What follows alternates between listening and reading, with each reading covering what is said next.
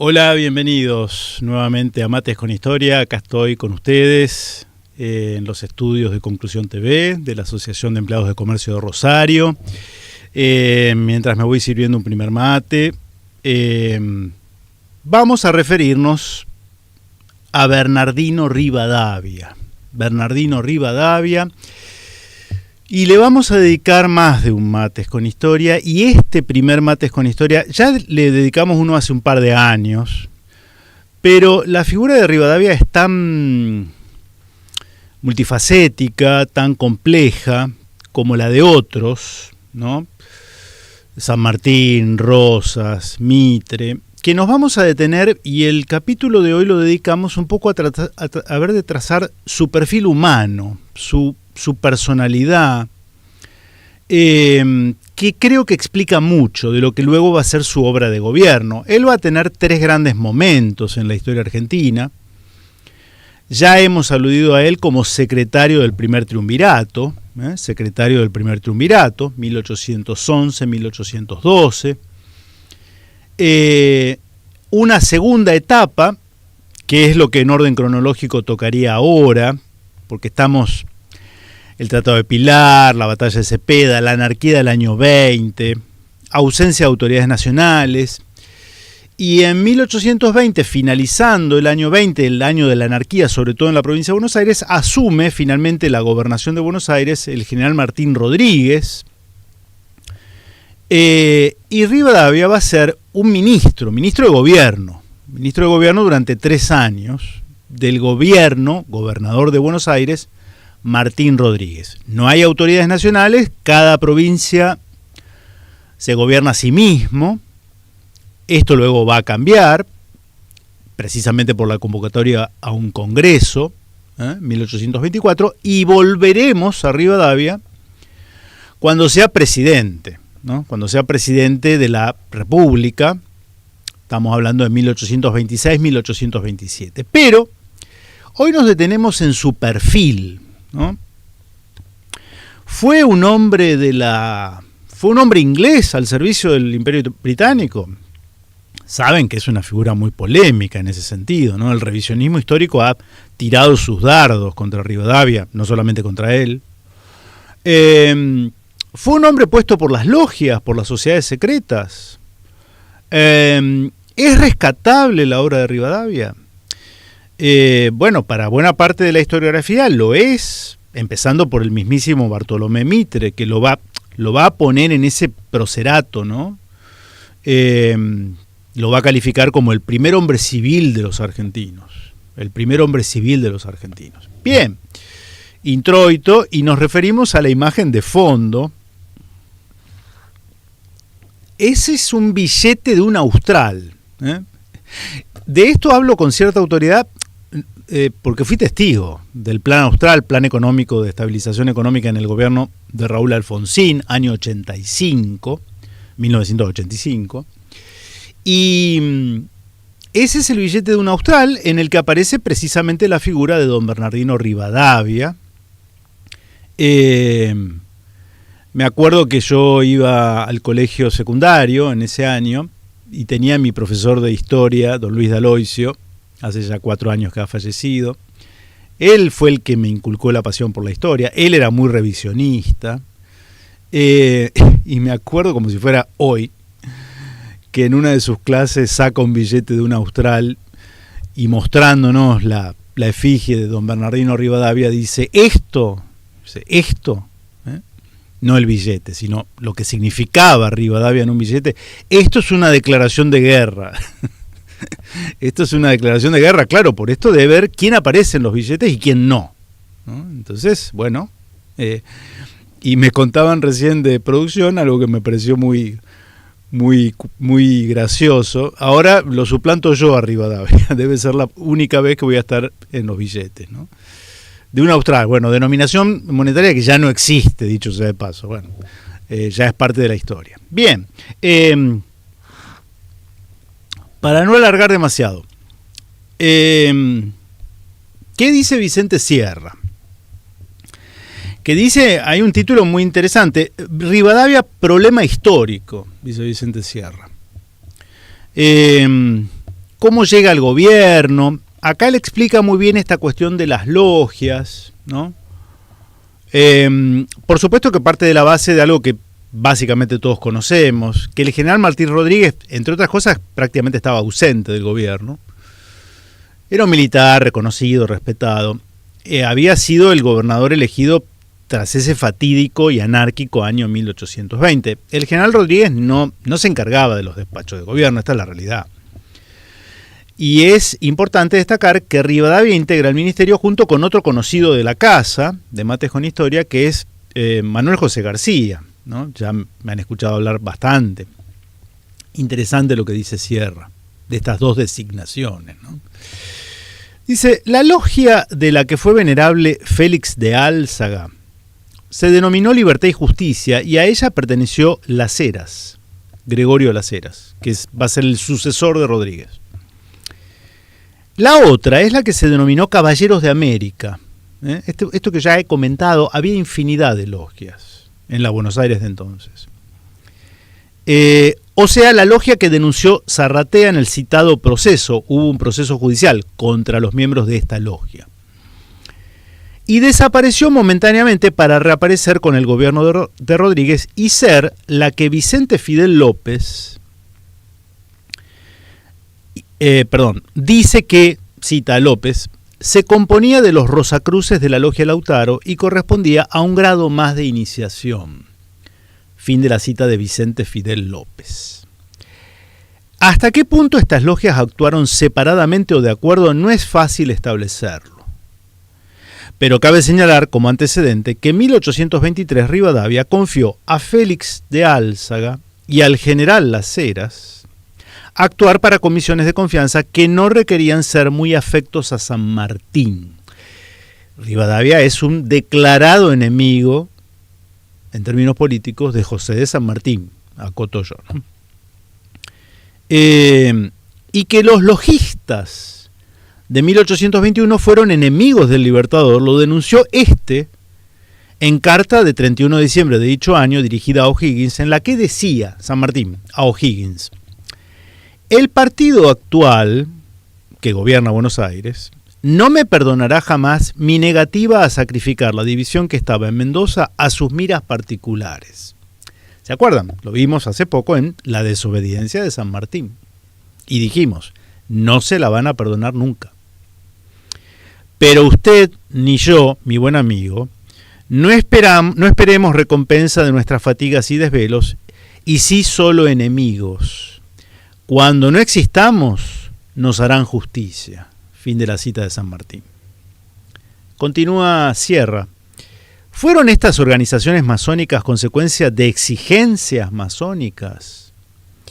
Es indudable la afiliación masónica de muchos de sus miembros, pero en general parece que se trató de organizaciones creadas para dirigir la política en determinados sentidos. Y ojo con lo que dice ahora Sierra, que ayuda a entender un poquito el contexto y quizá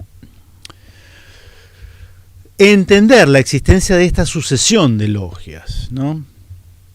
En la época no existían grupos de acción semejantes a los partidos políticos actuales.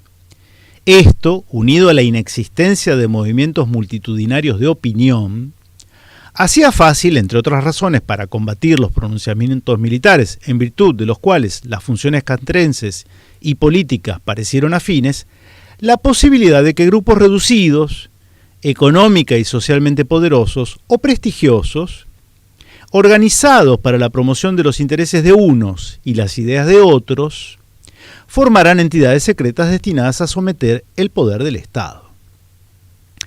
Tras las angustias pasadas, esa unidad se produjo entre los propietarios urbanos, el perfil de los integrantes, ¿no?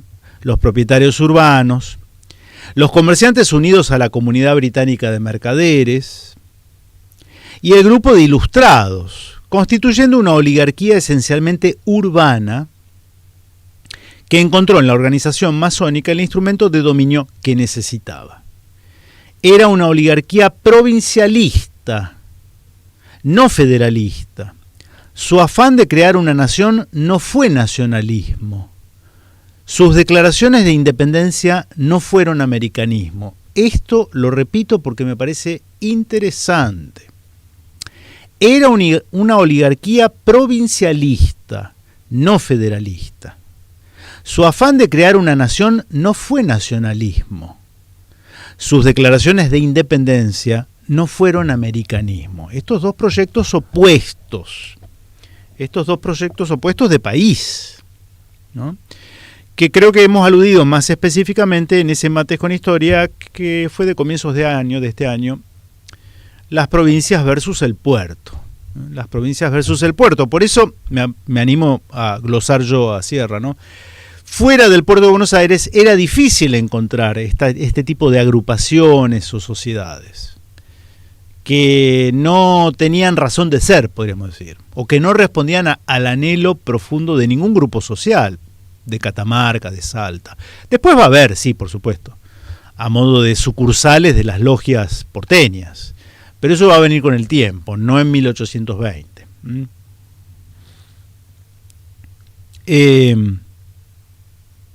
Vamos a seguir con Sierra. Él es bastante ecuánime en su crítica a Rivadavia, no ahorra críticas, pero ya van a ver ustedes el tono. Después vamos a ir a José María de Rosa, que dice varias cosas más contundentes. Pero es el caso de muchas de esas reformas. Muchos actos fundamentales del periodo fueron iniciativa de García. Acá estoy, aclaro. Perdón, me perdí, a ver. La diferencia entre Bernardino Rivadavia y José María García, Manuel José García. Pero es el caso de muchas de esas reformas. Muchos actos fundamentales del periodo fueron iniciativas de García, quien en nuestro concepto fue el hombre clave hasta el momento en que Rivadavia aceptó el riesgo de ser nombrado presidente de una república inexistente. Para inferirlo así basta tener en cuenta que cuando su colega abandonó el ministerio, al terminar el periodo de 3 años para el que había sido elegido Rodríguez, el gobierno que le sucedió hizo de García el principal ministro y fue quien, en ese periodo, no solo mantuvo y terminó lo que antes se había iniciado, sino que lo completó con algunos de los actos más trascendentales de aquel gobierno, sin que nada hiciera notar la ausencia de Rivadavia. Acá lo que decía Vicente Sierra es que las diferencias entre ambos personajes, Manuel José García y Bernardino Rivadavia, suponen, más allá de su misma filiación, que García tenía engranajes más aceitados. Era, permítame la expresión, el verdadero titiritero, el que conocía, el que tenía la visión macro de la situación. Quizá el que tenía mayores enchufes o mayor comunicación con entidades que estaban por arriba de la logia provincialista o estas que acabamos de mencionar, que también obedecían órdenes o sugerencias de las casas matrices que estaban en Inglaterra. Esto también es cierto y lo dice Sierra y otros autores. Entonces, para tener un panorama, ¿no? Quizá Rivadavia haya ocupado un lugar, dada su personalidad, que ahora lo vamos a esclarecer un poquitito más en José María Rosa. García cultivaba, en cambio, un perfil muy bajo, diríamos hoy. Era pura discreción, pero quizá era el que tenía el mayor conocimiento de todos los hilos del poder, ¿no? De todos los hilos del poder. ¿Qué dice José María Rosa? Como decía, es un poquito más contundente, a ver si me quedó algo más. Termino con Sierra. La historiografía rivadaviana se caracteriza por una singularidad metodológica consistente en dedicar un capítulo a cada una de sus iniciativas, comentándola en sí misma y sin relación con el medio, las circunstancias y la realidad de lo ocurrido con cada una de ellas, y claro está, un hombre que propicia canalizar el río Bermejo, trazar un canal navegable desde los Andes al Río de la Plata, ensanchar calles de la ciudad, crear museos y fundar sociedades literarias, no puede ser sino un gran hombre, que es la idea que tenemos de Rivadavia, ¿no? El visionario, el incomprendido.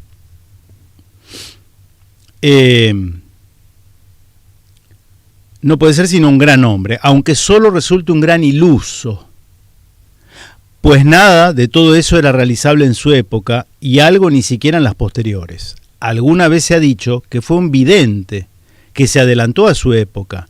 Juicio terrible cuando se trata de un hombre de gobierno cuya virtud es estar en su momento sin atrasarse y sin correr más que la historia, pues no cabe confundir videncia con ilusiones, genialidades con fantasías. San Martín en carta a O'Higgins decía: sería de no acabar si se enumerasen las locuras de aquel visionario y la admiración de un gran número de sus compatriotas, creyendo improvisar en Buenos Aires la civilización europea con solo los decretos que diariamente llenaba lo que se llamaba archivo oficial. Es decir, hay una tendencia en Rivadavia y en el grupo que lo va a rodear, lo que será luego el unitarismo porteño, o ahora se llaman los neodirectoriales. Ya no estaba más el directorio, pero asumen un poquito ese rol de continuadores de los directoriales. Por eso algunos autores se refieren a los neodirectoriales. Segundo Julián de Agüero, Valentín Gómez, Salvador María del Carril, en fin, ¿no? Sus colaboradores, los de Rivadavia, ¿no? El cónsul Forbes, que nunca ocultó cierta admiración por él, en carta a su gobierno decía: yo preferiría verlo proceder con cautela, pues si bien todas sus iniciativas han sido en general bien recibidas hasta ahora, él personalmente no es popular.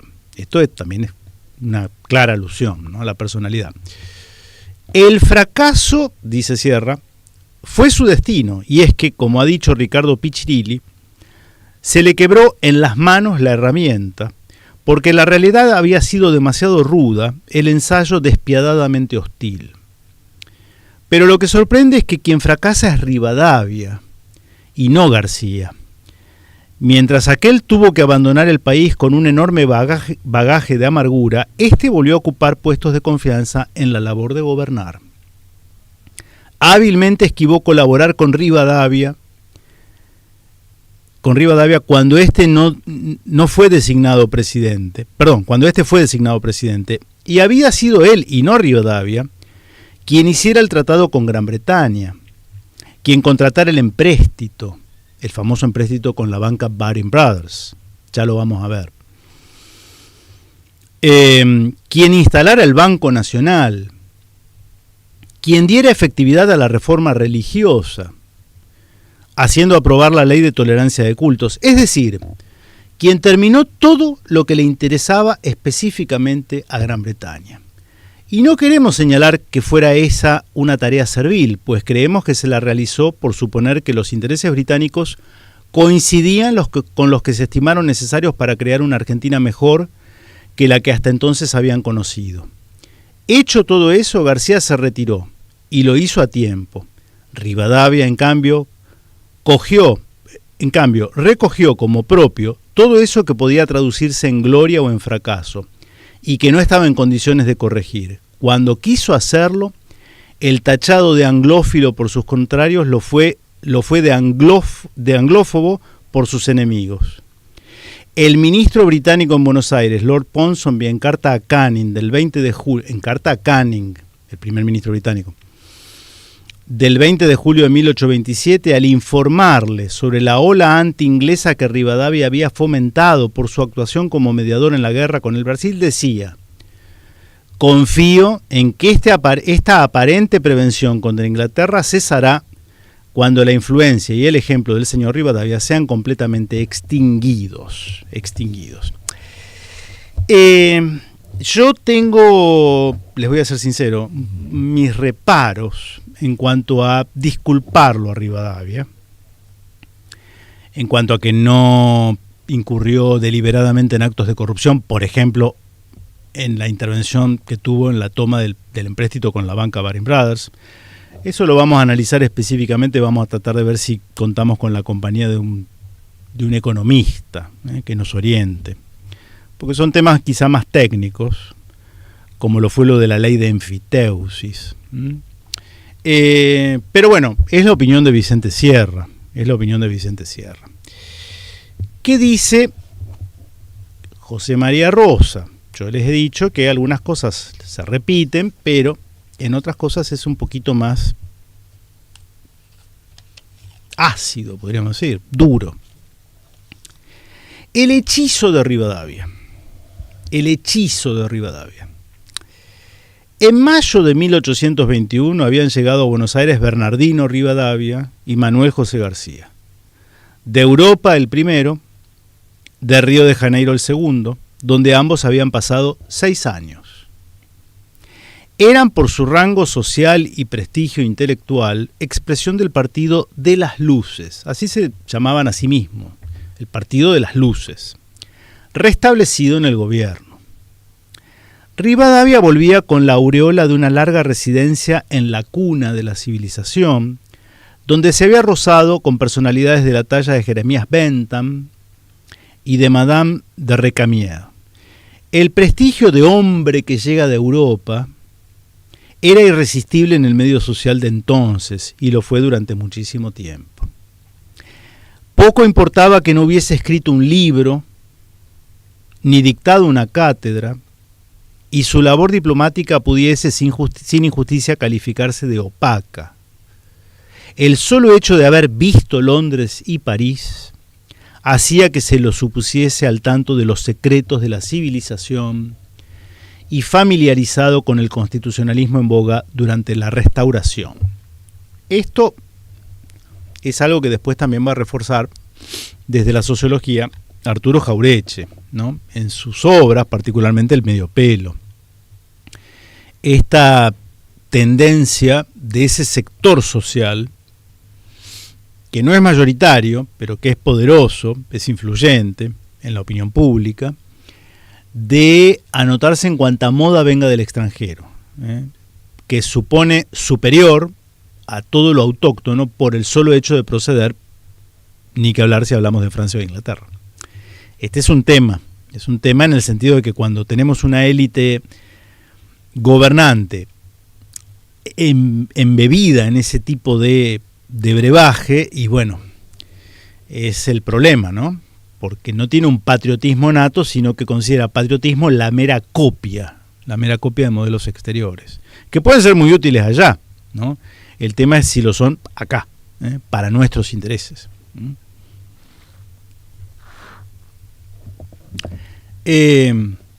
Continúa José María Rosa.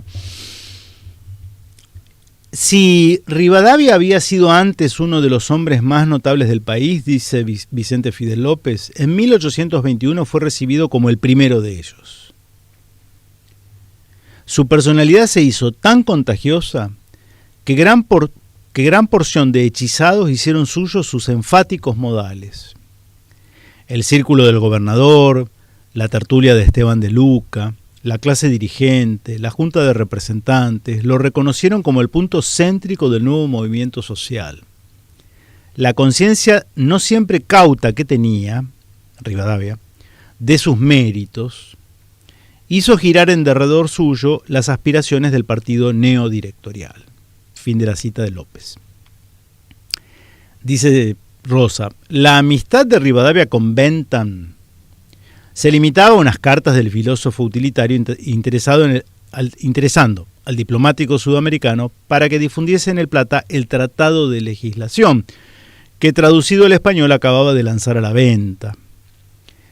De su vinculación con Madame Recamier no hay menciones en la correspondencia de esta que permitan clasificarla de estrecha, pero Rivadavia fue accesible a todo extranjero que lo gestionase. Saludó a Chateaubriand y besó la mano de la dueña de casa. Eso bastó para cimentar su prestigio. Rivadavia, pese a su nutrida biblioteca, no era un hombre de cultura. López lo encuentra muy poco aventajado en las letras. No había profundizado la literatura clásica, ni el derecho político, ni las ciencias. No era un escritor, y su estilo se resiente de anfibologías y solecismos, No era un orador y tampoco manejaba con acierto el pequeño arte de la conversación íntima. Hablaba y escribía con prosopopeya, sí, bien digo, y desprecio de las opiniones que no fueran las suyas, pero tenía una voluntad dominante y supo imponer sus defectos como cualidades en el mediocre medio cultural del Plata. Su pedantería pasó por erudición y su arrogancia se la tuvo como dignidad. Tenía un elevadísimo concepto de su propio valer y tanta fuerza puso en convencerse a sí mismo que consiguió, caso corriente, contagiárselo a los demás. Su personalidad no se discutía. Nadie podía decir en qué se basaba el mito Rivadavia, pero lo cierto es que existió, más allá de todo razonamiento, y fue un culto para la clase superior. Sería para todos el indiscutible padre de las luces.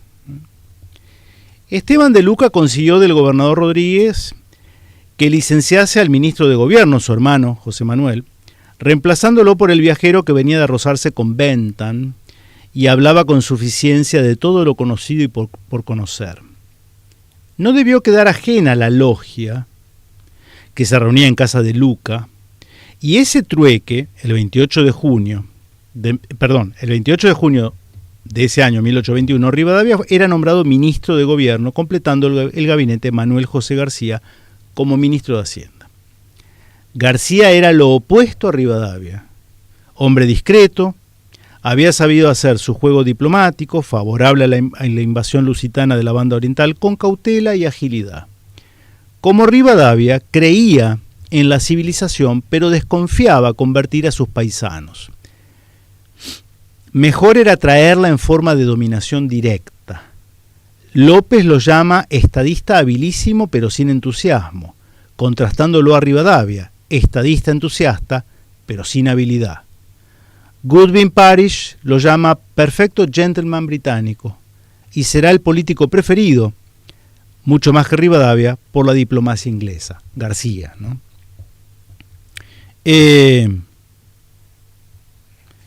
Bien, acá elabora ya un poquito, adelanta José María Rosa lo que va a ser su labor a cargo del Ministerio de Gobierno en la provincia de Buenos Aires. Hace referencia a eso que hemos dicho cuando hablamos de la desobediencia de San Martín. Creo que fue en el video que dedicamos a Guinea Ecuatorial, ¿no? Cuando la Argentina se olvidó de Guinea Ecuatorial, dicho sea de paso, muy visto, ¿no? Muy visto y muy comentado. Este discurso que da en la apertura de sesiones de la Sala de Representantes de Buenos Aires, cuando dice que convenía a Buenos Aires replegarse sobre sí misma para potenciar su desarrollo, cosa que va a hacer. En eso va a correr con ventajas respecto de otras provincias, ¿no? Y así de ese modo contagiar, ¿no?, con sus luces al resto de las provincias. Pero desentenderse de toda causa americanista.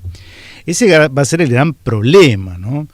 La mirada mezquina y portuaria de personajes como Rivadavia, que por eso le niegan ayuda a José de San Martín, que desde Perú reclamaba la asistencia financiera para completar la obra de liberación. Y luego también se va a oponer a enviar representantes por parte de la provincia de Buenos Aires al Congreso de Panamá que va a convocar Simón de Bolívar, ¿no?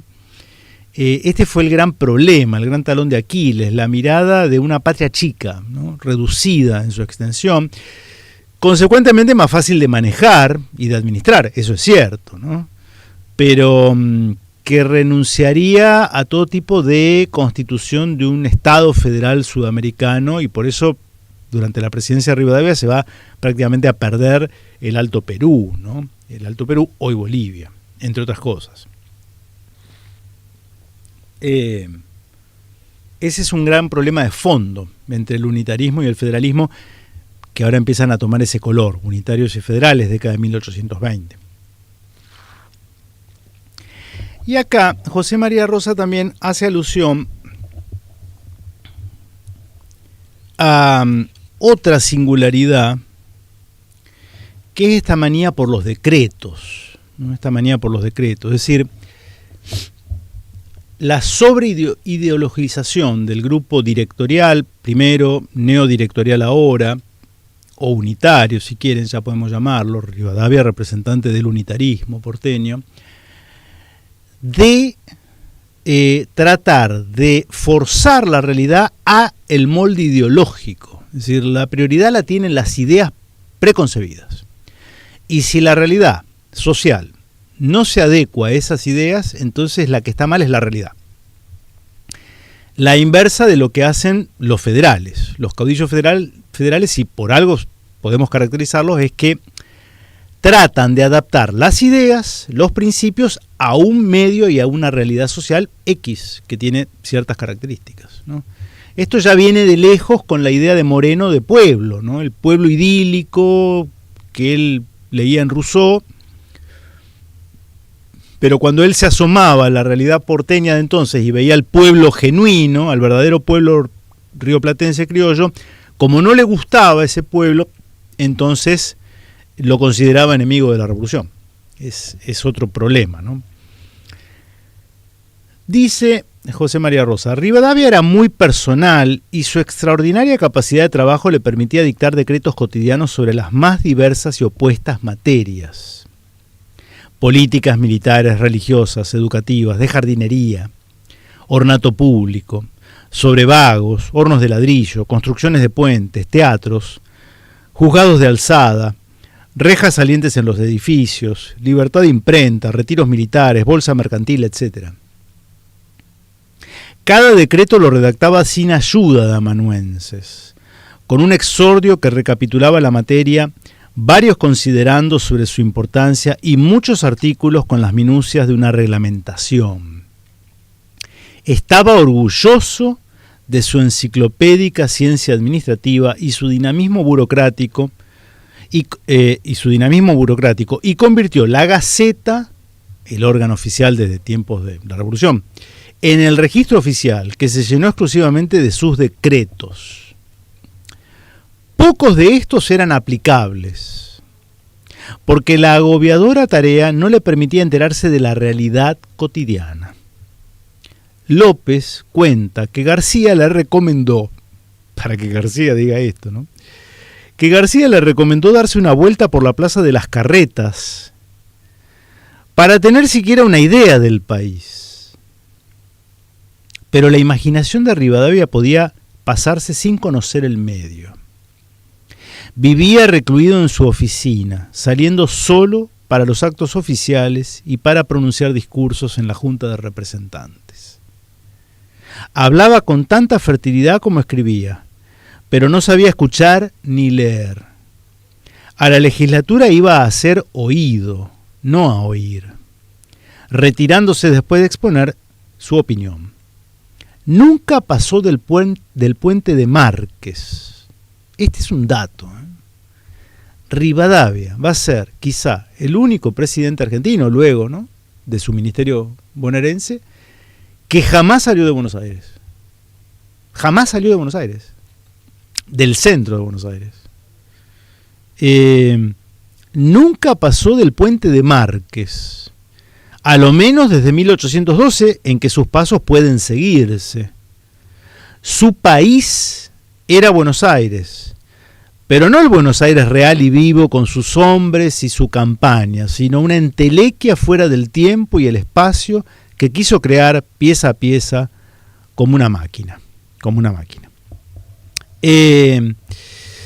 Bien, a mí me parece importante que para entender, así como cuando uno habla de la figura de Juan Manuel de Rosas, uno tiene que también hacer un abordaje respecto de su personalidad muy particular, ¿no?, que lo vamos a hacer cuando lleguemos a él, ¿no?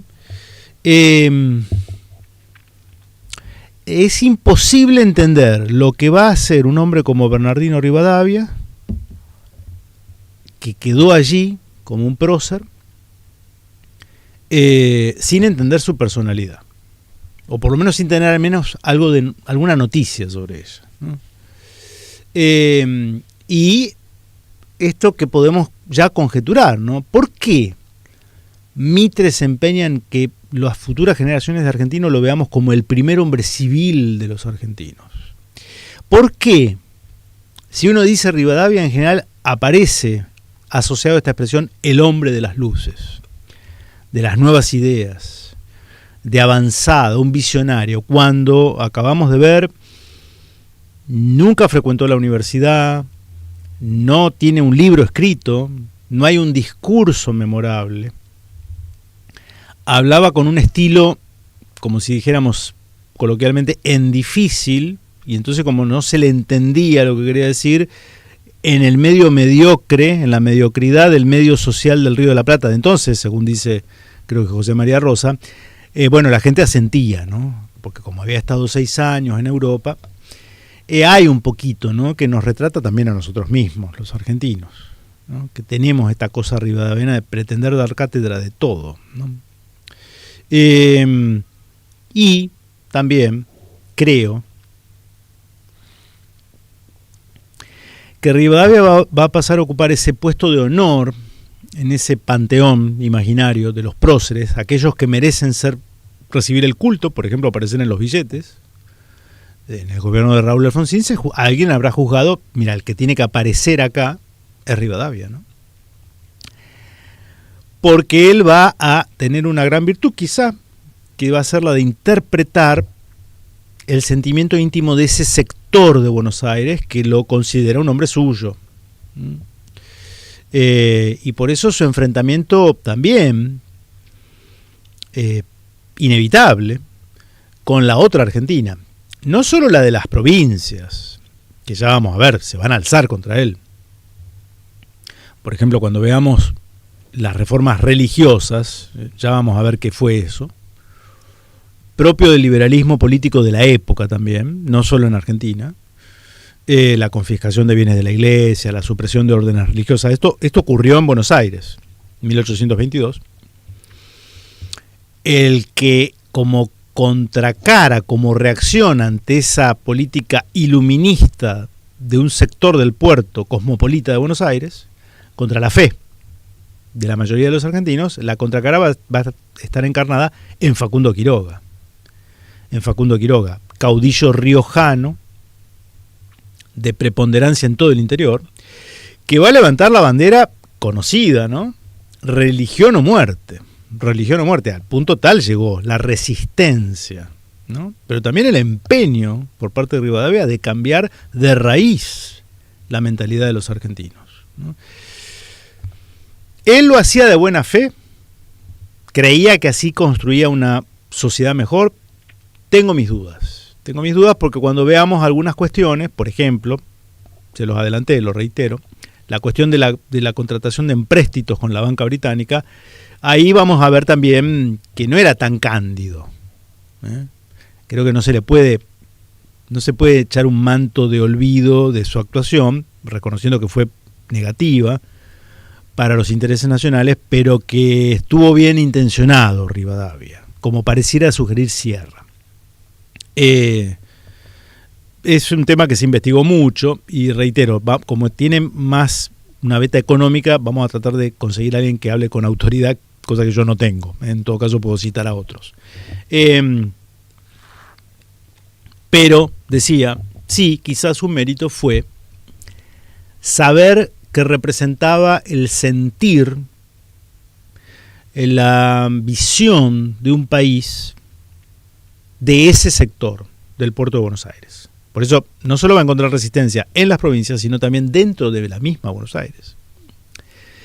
Juan Manuel de Rosas, tan porteño como Rivadavia, de alguna manera va a hacer durante su gobierno, va a tratar de desarticular muchas de las cosas que había hecho Rivadavia. Cuando a Rosas se le da el título de restaurador de las leyes, uno podría preguntarse, ¿de qué leyes era restaurador Rosas? ¿De las leyes inmediatas anteriores, que eran las leyes de Rivadavia? Me parece que él estaba dispuesto a restaurar otra legalidad, no la del Partido Unitario en el gobierno.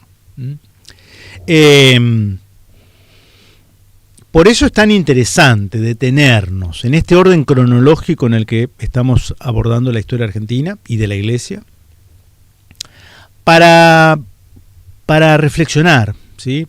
Por eso no nos atolondramos con cuestiones cronológicamente como una sucesión, ¿no?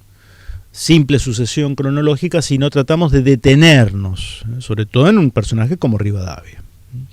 Bien, espero que les haya parecido interesante esta aproximación a Bernardino Rivadavia. Luego nos vamos a detener un poquito en su obra de gobierno, primero como ministro de gobierno de la provincia de Buenos Aires, aunque anticipo, muchas de las disposiciones que él va a tomar limitada a la provincia de Buenos Aires entre 1821 y 1824, luego, al establecerse nuevamente una autoridad nacional que va a estar presidida por él, como presidente, se van a nacionalizar, ¿no? Lo iremos viendo poco a poco. Les dejo un saludo, espero que estén muy bien, buena semana, nos vemos la próxima, si Dios quiere.